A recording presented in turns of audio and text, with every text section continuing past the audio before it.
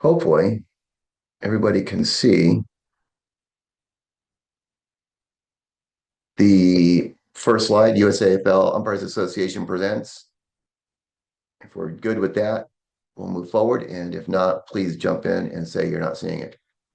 So it is September 15th of 2025, and this is the virtual clinic, the third one for the season that we're doing for the USAFL Umpires Association. The one that we announced, which is the You Make the Call, was something we had talked about this year.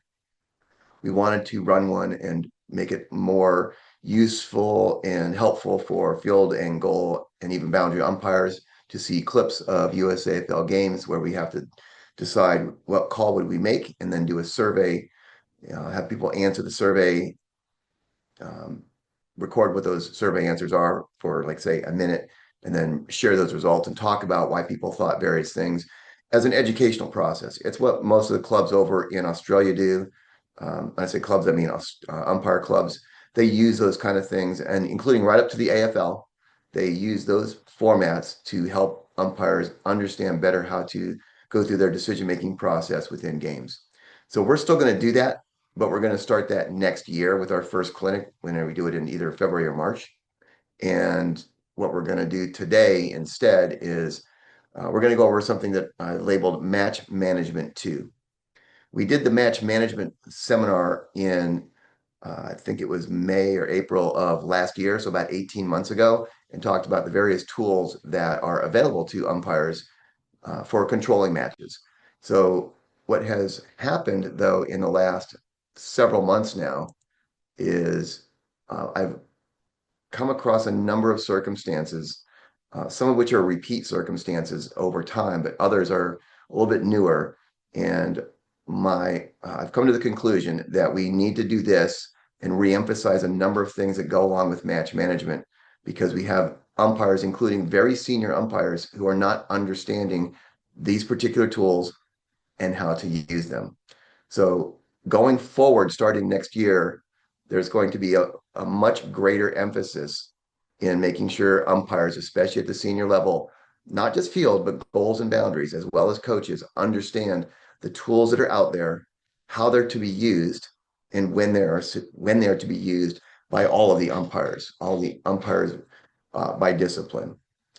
And so when we get to the Nationals tournament in a few weeks, the coaches and observers that are going to be doing these coaching and observations during Nationals, this is going to be an emphasis not just for those coaches to make sure the umpires are following these guidelines, but to make sure that the coaches are coaching to these guidelines. We really have to do this because otherwise the AFL is going to get back on our case about not managing games like they did from the San Diego tournament 10 years ago, whatever it was. So that's the background about why this is going to be Match Management 2. And I'm going to start going through the slides so we can all, um, okay, click on that. There we go. So that we can go through what these tools are. Please, again, jump in, ask questions, make sure that if something is not clear, ask, and we'll either modify the slides if we need to, or we'll make sure we've got notes to go along with the slides. So what we're going to go through is match management. What is it? What tools can umpires use? What happens with each tool? And then finally, how does a tribunal work? Some of us have been through tribunals, which is good in one sense, bad in the other. But really, at the end of the day, it's good that we know how these work so that we can help anybody who doesn't have the experience of going through a tribunal. Not that I want anybody to have to do it, but if it comes up, it's really a good for you to know how that works. All right. What is match management? And I'll read a little bit. So match management is the application of the laws of AFL and the modifications to those laws by the USAFL before, during, and after a sanctioned USAFL match. What does this mean? It means that the umpire team is responsible for ensuring that players keep the ball in motion at all time, which is the spirit of the laws. And we have that document on our resources page on our website. They must exhibit a duty of care when playing to not injure other players. And those two pieces right there are keys for every single law that's written in the AFL. And then the third is to not bring the game into disrepute. And it's really that third one that we have more and more issues with. Um, and so it's why we need our umpires to understand it's all three of these components. When does this apply? Players, coaches, and official team staff are all expected to meet these obligations before the match. And what that means is once they are on the ground at the facility, they are covered, meaning they are responsible for exhibiting all three of these duties. During the match, from the first bounce until the final siren, which we all know already, and then after the match, after the final siren goes and until having left the facility. So this first and third one here are things that have come up this year and also in the past, but especially this year. And I'm getting questions about when those things apply. So that's why we're going to go through and define right now if anybody is at an event, once they're on the ground and until they left the facility, all of these things are applicable. All right, pause here. Any questions about that so far? All right. Okay, this is a review. What tools can umpires use? And it's a slight modification for those of you who may remember from last time. Umpires, I'll have to correct that, have multiple tools they can use to manage matches. Warning, an umpire can talk to players and coaches before moving up the ladder. Free kick, pay free kick to the opposing team. Defending team has the ball or is not in possession of the ball's not in possession of either team. 50-meter penalty, assess a 50-meter penalty against the opposing team. I should say for the opposing team. The offending team already has possession or the right to possession. So then in that case, you'll give a 50-meter penalty. The yellow card is the caution form. Issue a yellow card, the caution, to get the player off the field before the situation gets worse. Red card, that's the ejection. Issue a red card or ejection to get the player off the field for the remainder of the game. An ejection also includes a report. And here's where it gets a little bit different from what we've done in the past. We need to clarify this component right here. Report, which means a tribunal is going to happen. Issue a report to any player, coach, or team official for violations, whether before, during, or after a match. This requires a tribunal to take place, run by the USAFL, not the UA, but run by the USAFL. If it's inside of a tournament, then it's going to happen before the next game for whoever has been reported. Or if that can't happen, it'll get run afterwards as soon as possible once that tournament has ended. What that means is if it's the last game of the day or next to last game, that team or player doesn't have another game after that, they may have left by the time that tribunal could have happened, in which case the USAFL will have to run that tribunal, and most likely it's going to be run virtually over the next week or two to get everything done. So that last component there is it's a variation in how I and the rest of the coaching staff need to understand what's going on in terms of a red card versus a report.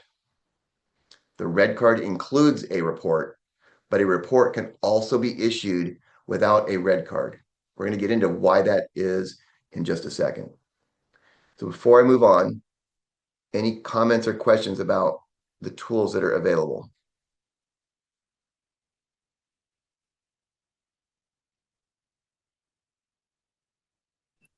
Jeff, just sorry, one question real quick. Does this also include spectators, or are we just talking about people that are associated with the league? Now, that's a really good question. So this applies to clubs. And by that, we're trying to define this appropriately. So players, obviously, coaches, obviously, team staff, if you are the medical person for a particular team or club, clearly that's going to apply. But if it's a fan, so you are the boyfriend, girlfriend, mother, father, guest, whatever, of one of the above, that actually is where it comes into play with the field marshal. And so the field marshal is the one who's going to get involved in terms of staff or fans, as you say, who may be getting out of control. The reason we created the field marshal position was exactly that reason, Lori. So that's a great question. Okay, awesome. Thank you. That helped.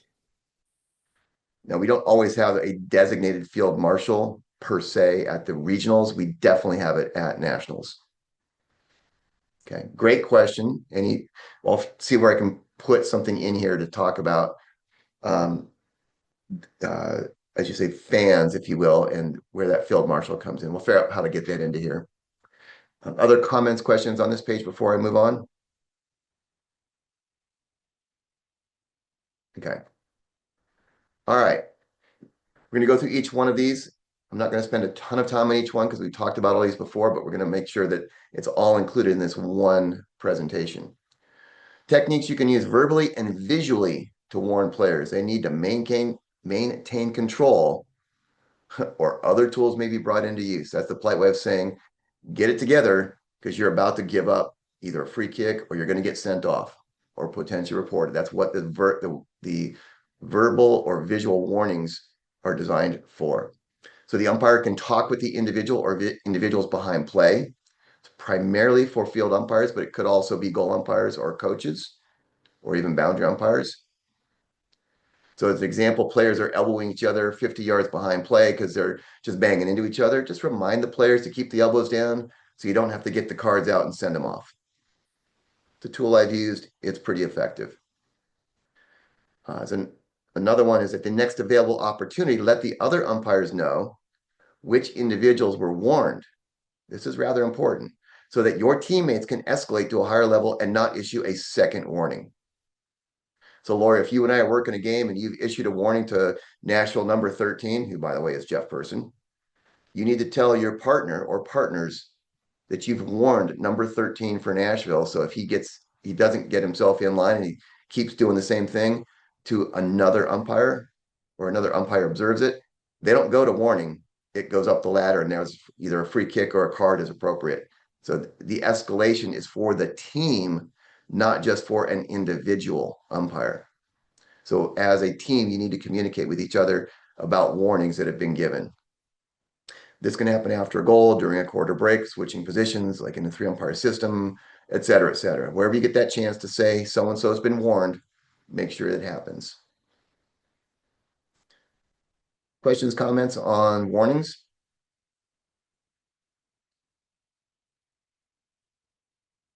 Okay. Free kick. When an individual violates the laws and the ball is either in dispute, no team has possession, or that individual's team has the ball, you blow your whistle, indicate who gets the free kick and which direction that free kick has been awarded. Standard free kicker rules, same as for a marker and infringement. So the protected area, not coming over the mark, all that kind of stuff, all of that applies on that free kick. So as an example, a player has been previously warned, continues to exhibit the same behavior, you can pay a free kick. That should send the message. Player says something inappropriate to an umpire, they don't necessarily have to have been warned previously, but it's worthy for a free kick, go for it. They drop an F-bomb, I would just go straight to a free kick. Player tackles another player without the footy, dangerously but not so bad to warrant a higher level of punishment. So those are several examples of why you might just award a free kick. I've seen all of these things happen in games. So in this case, the team who is offending, they either have the ball, in which case you're going to reverse the possession, or if that ball is not in possession of either team, and then that infringement or that issue happens, you award it to the team who is not infringing. Comments or questions on this piece?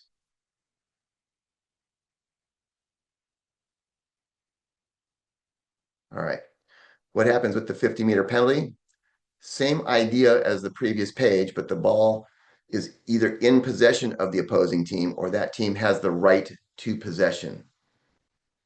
So what I mean by that is somebody does something and you've got to blow your whistle and pay a 50-meter penalty. Maybe somebody verbally said something inappropriate, like an F-bomb or something like that. Or there was a semi-dangerous sling tackle after the ball was let go or disposed of. So in this case, the field umpire blows the whistle and indicates a 50-meter penalty, who gets the free kick, and moves to where the free kick will be administered. at which point the standard free kick rules apply.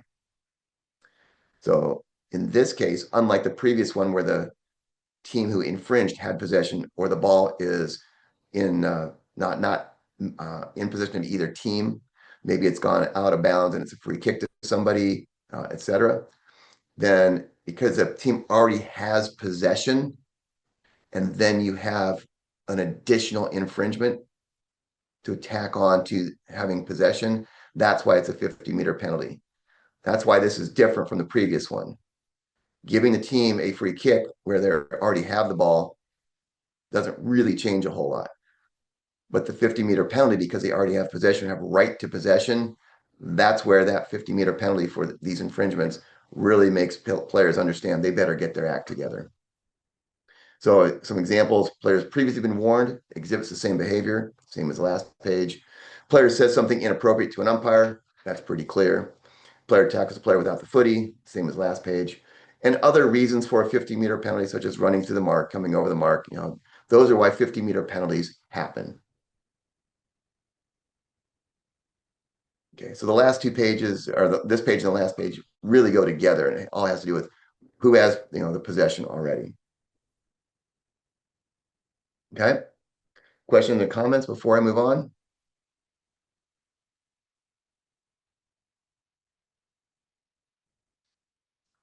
All right, now we get into the fun stuff. All that stuff previously, we have all, as field umpires or goal umpires, have been watching. Those are all things that are pretty straightforward to all the previous pages. Now we start getting into the stuff that's a little trickier. And this is where we need the field umpires, especially, to stay focused. Yellow card or caution, when an individual violates laws to the point that they need to be sent off the field to cool off, but not necessarily ejected for the remainder of the contest. The field umpire blows the whistle, holds up the yellow card, tells that particular player to leave the field immediately, points to that player's bench, and indicates the replacement player to come onto the field immediately. No need to wait for an interchange like under normal play. Get the replacement on so we can get the game going. That player may return to the field after 15 minutes of game time. Hopefully, everybody who's listening to this or on this call, listen, when I say listening, I mean listening to it later. Hopefully, everybody understands that's what happens with the yellow card, the warning, or I'm sorry, the caution. Once that player has left the field, a 50-meter penalty is assessed. Every card carries a 50.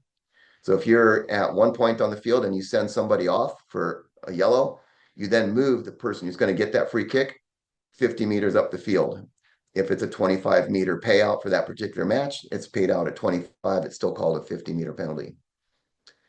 Now, if two players have offsetting yellow cards, it's either going to be a ball up at that point of interruption to restart the play, or if it's a different stoppage that has allowed an opportunity for the yellow cards to be issued, such as a goal of behind, out of bounds, or an infringement, play would resume as it would have otherwise if no cards were issued.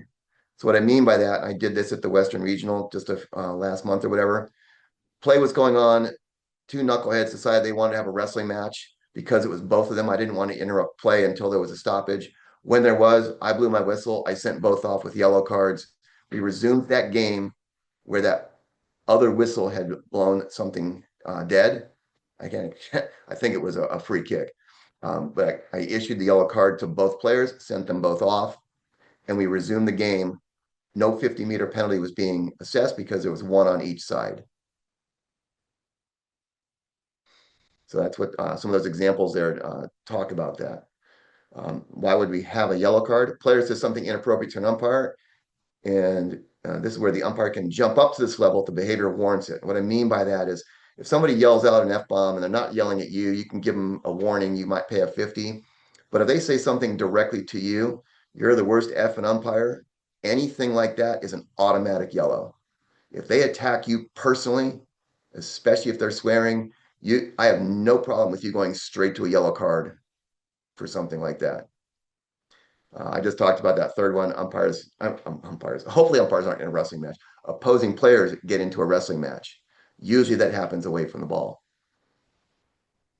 Immediately following the contest, the umpire must complete the caution ejection form and give it to the tournament administrator. I think I I might need to change the name tournament administrator. They might have a different name for that. But whoever is running that tournament from the USAFL gets that form, and then they will deal with it as appropriate. If you need help filling it out, find a senior umpire or a coach, senior umpire coach, and have them help you fill it out. Yes, Lori. So, question on your example about like someone tells you that you're an effing terrible liar or terrible liar. God, what am I thinking about? You're an effing terrible umpire. With the new rules this year about the league cracking down on umpire abuse, is that a yellow or is that a red? Either. Okay. And when you fill out the form and you're marking down umpire abuse, guess what? The zero tolerance policy is in effect. Okay. So good question. This one, and we'll talk about it a little bit in the red card section. This is where I've seen field umpires falling down. I don't know if it's because they don't want to deal with the paperwork. I don't know if they think it's because like the 20 years ago where you put up with a lot more crap from players. I don't know what it is. And I can't seem to get umpires to tell me why when I've asked them questions at games. Why did you not issue a yellow card for that? It's going, oh, well, blah, blah, blah, blah, blah, blah. And they're kind of hesitating, like, why not? Just if they earned it, issue the yellow card. It's okay to have paperwork. This is why it's called match management. If you don't issue yellow cards when people are giving you a bunch of feedback that is inappropriate, whether it's directed at the call or directed at you personally, and that's often the difference between red and yellow, Lori. Um, if you don't issue cards, they're pushing the envelope. You're letting that line push further and further to the side that we don't want it. And every single other player in the field is going to say, you know what? He got away with it. I'm going to be able to get away with it because he got away with it or she got away with it. So this is where we need umpires to step up. And at the same time, this is where I need the umpire coaches to step up. Ask the umpires who should have issued a card, why not? And tell them, you've made a mistake. Next time, issue a card. It's not like you are going to get fired as the umpire if you don't issue a card when you should have. This is called learning. This is how you understand the game and get better at it. Getting the feedback. We're all making mistakes. It's going to happen. Everybody makes mistakes. The AFL umpires are great if they make 95% correct calls. That's not 100%. That's at the AFL level.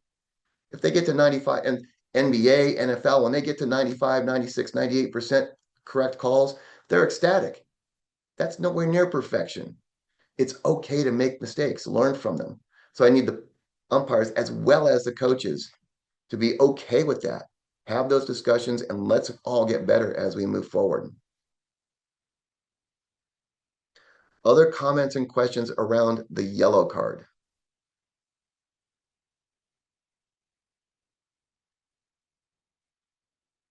And now let's move into the really fun one, the red card.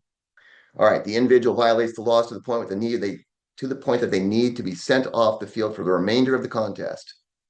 Field umpire blows the whistle, holds up the red card, tells the player to leave the field immediately, points to that player's bench. That's all the exact same except for the color of the card, and indicates that no replacement player is allowed to come on the field for 15 minutes of game time. That's a USAFL law. Once that player has left the field, the 50-meter penalty is assessed. Same thing here about having two players, one from each team, having offsetting cards. You will not do the 50-meter penalty. If the ball is in dispute, nobody has it, and two players are sent off, you just do a ball up at that point of interruption. Or if another stoppage has allowed you for that should say red cards to be issued, such as the goal behind, etc., then play resumes as it would have it, as if no cards were issued. Examples. A player who's previously has been assessed a 50-meter penalty continues to exhibit the same behavior. It's okay to go straight to red if it's worthy. A player says something inappropriate to an umpire, same thing we just talked about. Any actions from the laws? I believe it's law 22. There's a long list of things that are automatic reports. The laws demand that a player be reported. If any of those things occur, dangerous tackle, striking, kicking, and so on and so forth, there's a bunch of them. Straight to the red card, it's an ejection. because a red card carries a report, immediately following the contest, the umpire must complete the caution ejection form and give it to the tournament administrator. And I'll probably need to add to this slide. In addition, you must find the captain or coach, and then the player who has been sent off with the red card, that they have been reported and what that report is. Questions about red card, which is an ejection form. Okay. Now, this is the piece that we really haven't talked enough about in the past. What happens with reporting? All right, when an individual violates the laws, et cetera, and a red card is issued, a report must be filed. That's the caution ejection form. And if it's a red card, it's an automatic report and they will go to tribunal, just like we talked about previously. When any other team member, coaches, team officials, or players not on the field or before or after a contest is reported, a report form must be completed. And Steve Arnott, please help me. I believe we have a different form from the league when it falls in this category. So we need to update this slide to get that correct document name in here. There is a document that the league has asked us to fill out for these situations. So it's before or after a game, or it's for coaches or team officials. It's not the exact same as a report for a player because they're not being sent off, but they do need to go through the tribunal process because they have, and essentially that third bullet point from previously, they're bringing the game into disrepute. So a couple of points down here. If the report is for a red card, the ejection, the field umpire notifies the player and the player's coach of the report and the offense. And this is really important. Nothing further is discussed. In other words, you don't say, I saw this and they did that and the game was blah, blah, blah, blah. Nothing like that matters at this point. The only thing you must do and the only thing you should do is say so-and-so, Nashville, number 13, reported for striking. End of discussion. The report then gets filled out immediately after the game and it goes to tribunal. If the report is being issued by any other umpire, in other words, not a field umpire, that umpire notifies a field umpire at the earliest convenience of the report. Middle of a quarter, middle of a half. A boundary umpire sees the full forward slug the fullback. And I've actually had this over in Australia. The field umpire is notified by that other umpire. Remember, these other umpires cannot do send-offs. The field umpire will then notify the player and the player's coach at the earliest convenience, but no later than immediately after the conclusion of the game, of the report and of the offense. Nothing further is discussed.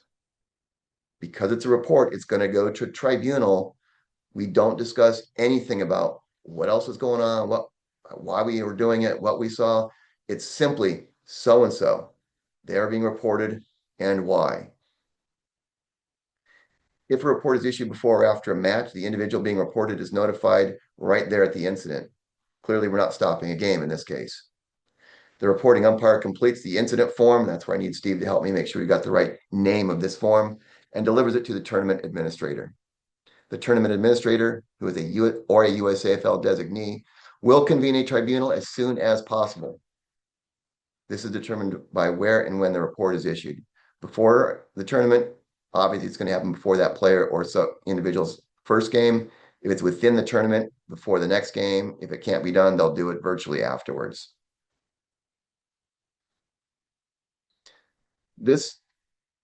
All the details on this slide, there is literally nothing new here.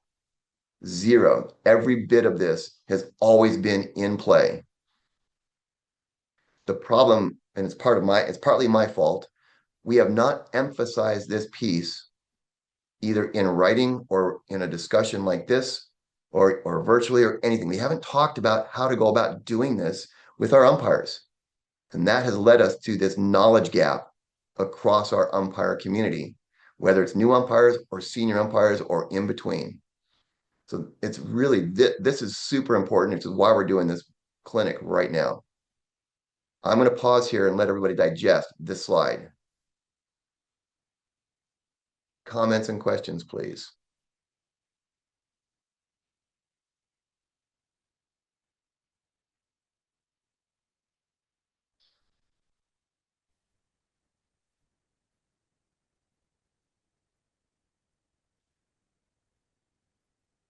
All right, I'm going to ask a couple questions around this slide. There are no wrong answers to these questions, by the way, and it's okay to say that, hey, you didn't realize this. Does somebody want to jump in and let me know that, oh my God, I had no idea that this is a responsibility of mine, as whether it's a field umpire, goal umpire, boundary umpire, coach. Is any of this brand new to somebody?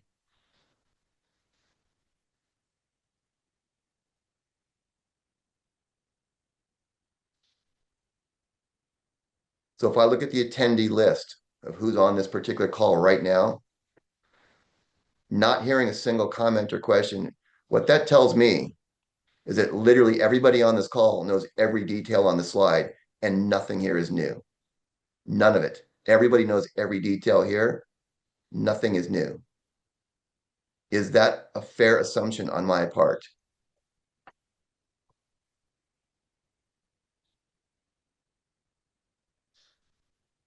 I think personally, Jeff, I'm just trying to take a moment to like read through it again to digest it a little bit more.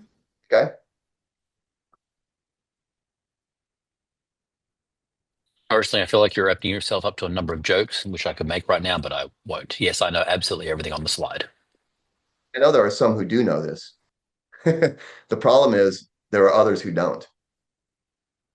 So Ross, I appreciate that. I'm not trying to say that everybody has knowledge gaps, but I've seen a number of them that lead me to understand that, well, some of us, including you, Ross, already know all this stuff No, because I was we've joking. been, I was been joking. It's around. all good Yeah. stuff. Yeah. Been around it for a while, right? But there are others, and maybe they've come across it a little bit. Maybe it's something that happened 10 years ago and they might or might not remember it. But especially if you're a field umpire, you've got to know this stuff. And if you're a boundary field umpire and you're doing a grand final and something happens, it's really important to make sure you do the right thing. If it's the preliminary matches, you still need to do the right thing, but it's not necessarily quote unquote as important if something goes wrong. We really want to make sure this stuff happens if warranted um, at those higher level matches, because that's where our especially grand finals, that's where we're supposed to have our best umpires out there. They shouldn't be missing this kind of stuff in grand finals. Jeff, I think this might be an opportunity for us at Nationals to have some scenarios, fictitious scenarios that we make up, and then use that in our You Make the Call, because we could read this 100 times, and unless you're able to practice that, it's just not going to become muscle memory. So the idea of making up some scenarios, recording them, having them, and then we can use that as part of our training. Because even if it's a three-person field umpire team, uh, not everybody's going to hear something that is cardable. And so that's something that we should consider, especially the senior umpires, the coaches, on what we can do. We'll have some time, but if we set aside some time, record it, and then we can do some editing and be ready for next year. I think people need to see it and hear it, not just read it. Love that idea. Thank you. Because we talk about our accreditation process, and we have two pieces to it. We have the the written piece, so to speak, where you have to read the laws and understand them. And then there's the practical piece of actually getting out there and blowing your whistle and waving your flags and all the different signals that have to happen. Like you say, it's one thing to kind of read it and go, okay, yeah, I've read it and I get it. It's a second thing to watch a play and have to react to it and make a decision and then apply what we have on these slides, not just this slide, but all these slides. So I love that idea. Let's go ahead and do that. I said earlier, we want to have our You Make the Call as our first clinic next year, let's make sure we include a couple things like that.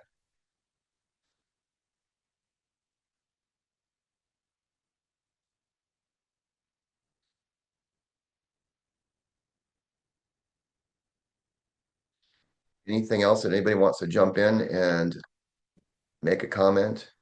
Jeff, can you go back to the red card slide for a moment, please?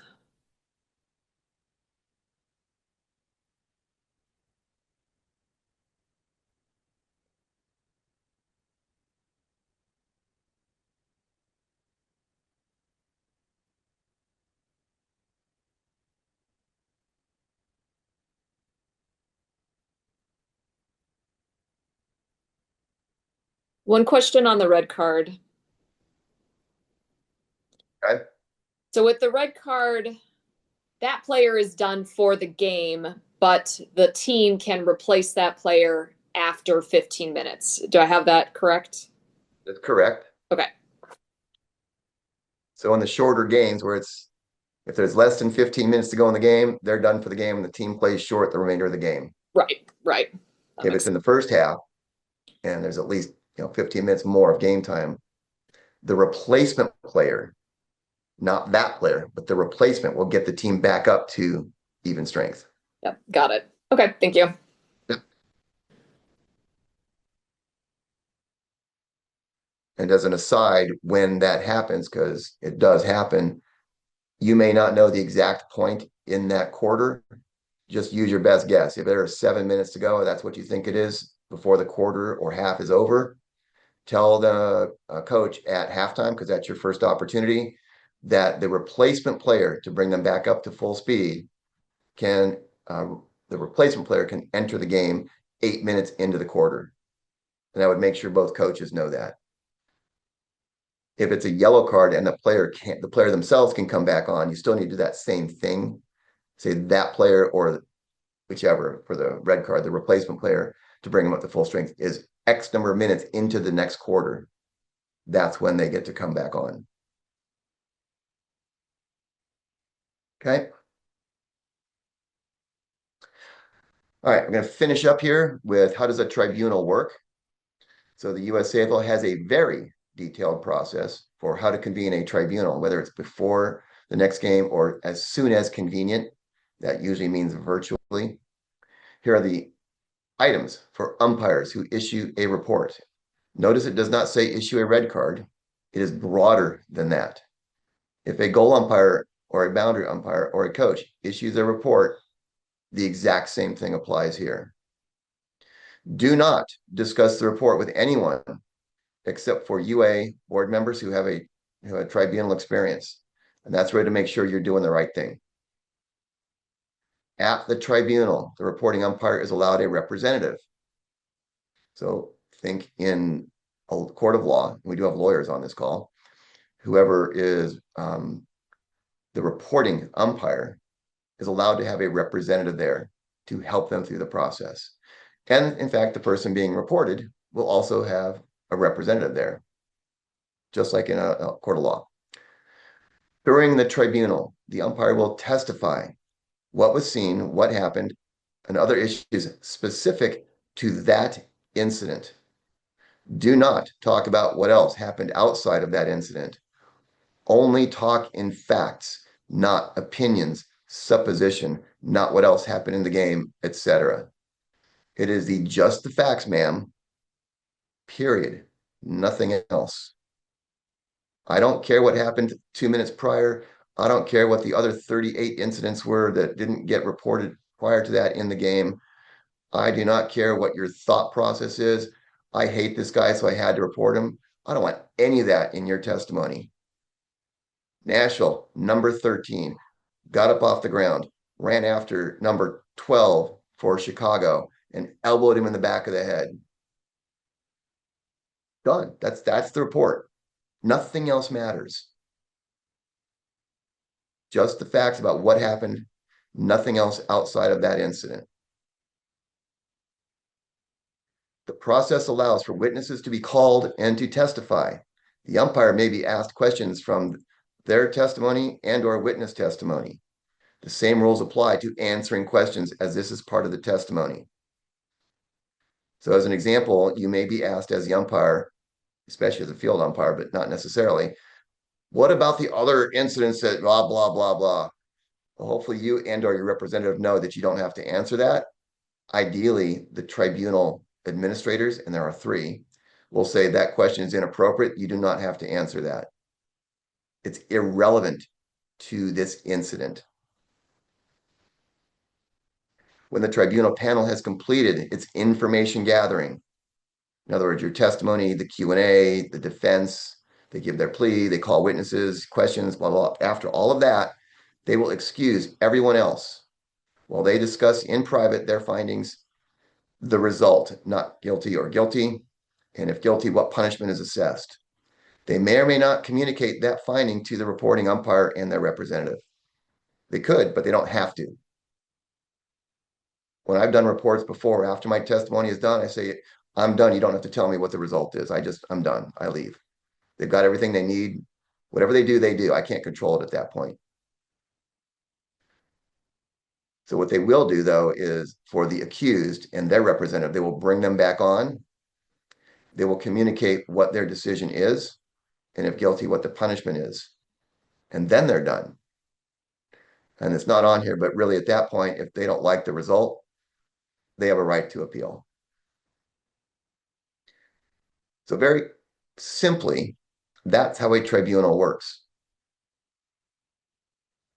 I know very few of us have been through this tribunal process. Some of us have been through it more than once, unfortunately. But when it does happen, we need to get this right and do it properly.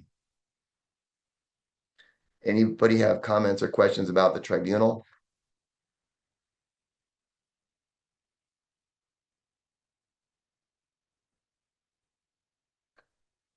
All right. That's what I wanted to make sure we covered. So as a follow-up to this, what I'm going to ask, it's a rhetorical question. So, and it's come up unfortunately. So comment or question, is a boundary umpire allowed to issue a red card? The answer is no. A red card is for the field umpire and it includes a send-off. Can a goal umpire issue a report? The answer is yes. All the umpires on that game and the umpire coaches at that game, and in fact, any of us senior umpires who might be happening to watch that game without a particular role are allowed to report. Doesn't matter if you're the goalie, the boundary coach, etc., umpire coach, if you have something that needs to be reported. There's one field umpire in a game. You're doing an observation for somebody else and just happen to be watching this other game.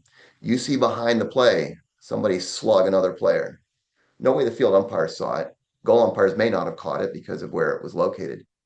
Is it important for us to issue that report? Again, rhetorical question. Yes, absolutely. So that's why I want to make sure everybody who's on this call now and those who are going to view this later understand why is this so important. It's very important from a number of different reasons. From a match management standpoint, you don't want retaliation to happen because somebody got away with something. You certainly don't want players injured on field for this kind of stuff.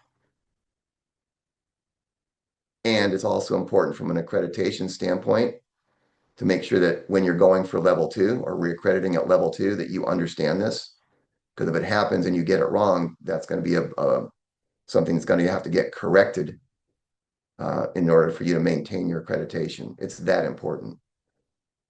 In addition, the USAFL is under the aegis of the AFL, and we do not want them to come back and say your games are out of control. We're not going to support the USAFL if they're going to bring the game into disrepute because they're not controlling games, which is kind of their veiled threat from San Diego. So we need to make sure we're managing this.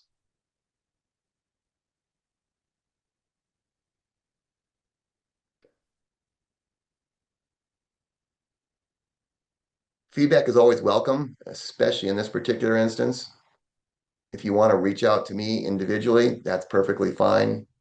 If you have comments and questions, I would love to get those because I want to make this document helpful and pertinent and accurate for everybody. If you have an issue that's come up and you want to discuss it, there are a number of the senior umpires. We got regional coaches, one of the field and one of the goals for each of the 4 regions, plus myself, plus Toby from the goal side as head coaches, and Steve Butler from the field side. Any one of us would be more than happy to discuss with you if you have a particular incident or a previous incident that you want to have a discussion about. It's all about learning and getting better.